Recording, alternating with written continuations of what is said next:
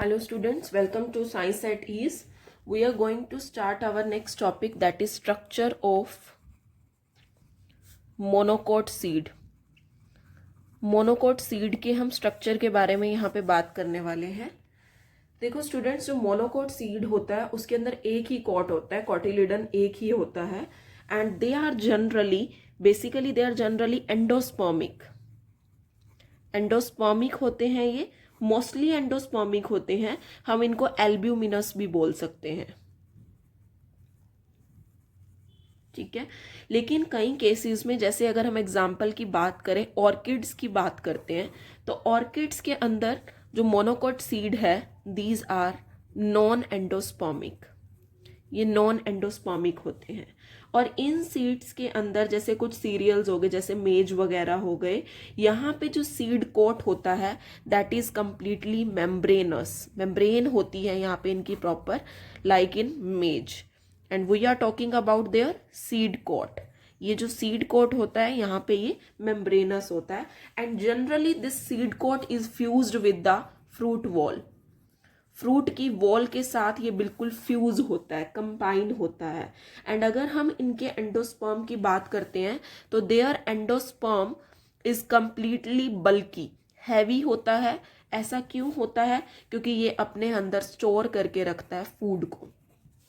It stores basically food, ठीक है. That's why it is endosperms in nature and it is bulky. And जो outer most covering होती है endosperm की, वो आपके एम्ब्रियो को सेपरेट करती है. Outer most covering of endosperm separates the embryo, लेकिन एक प्रोटीनेशियस लेयर से, जिसको आप बोलते हो aleurone layer.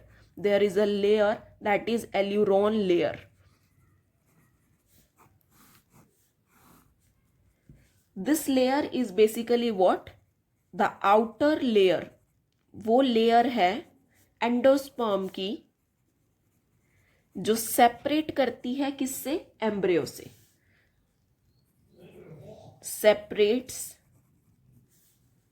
The embryo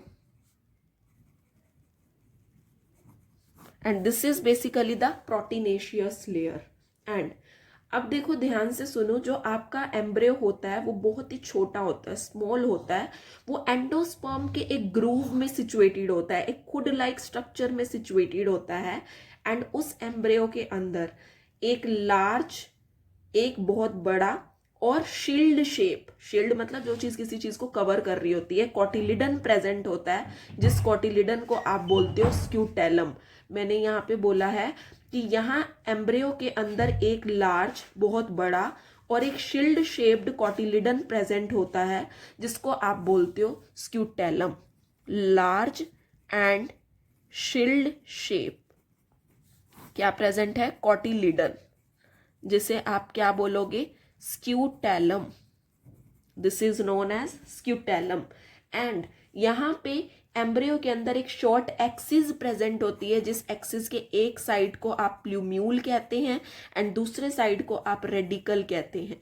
and in future ये प्लूम्यूल शूट रीजन में कन्वर्ट हो जाता है एंड रेडिकल आपका रूट रीजन में कन्वर्ट हो जाता है. And these both plumule and radicle are enclosed in a sheath. एक शीथ में ये एनक्लोज होते हैं, कवर्ड होते हैं. जो हमारे प्लूम्यूल की शीथ होती है उसको हम बोलते हैं coleoptile. This is known as coleoptile. And जो रेडिकल की शीट होती है, this is known as coleorhiza. So this was basically about the monocot seed. There is a diagram in your NCERT of monocot seed. That diagram you also have to prepare. Thank you so much student for watching this video.